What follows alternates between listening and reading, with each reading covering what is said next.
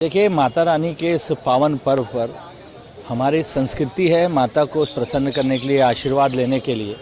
इस प्रकार का आयोजन गरबा, जो भक्तों के लिए सबसे अच्छा एक आयोजन है। ये नवरात्रि के समय हम माँ की उपासना करने के लिए हम एक कर सकते हैं और माता को प्रसन्न करने के लिए, आशीर्वाद लेने के लिए गरबा का आयोजन एशियन न्यूज़ और सिंधी काउंसलिंग के द्वारा हम सब ये आह्वान करते हैं कि सिंधी काउंसलिंग और न्यूज़ एशियन न्यूज़ के माध्यम से होने वाले गरबा में आप सब सम्मिलित हों, क्योंकि ये संस्कृति से जुड़ा हुआ, सभ्यता के साथ माता रानी के उपासक के रूप में हम उपासना कर सकते हैं। और सबसे पहली बात, इसमें सारे पारिवारिक परिवेश में और पारिवारिक सम्मिलित वाला कार्यक्रम है। तो मैं आप सबसे आग्रह करूंगा कि आप सब बढ़ चढ़कर हिस्सा लें और माता की उपासना करने के लिए इस आयोजन में अवश्य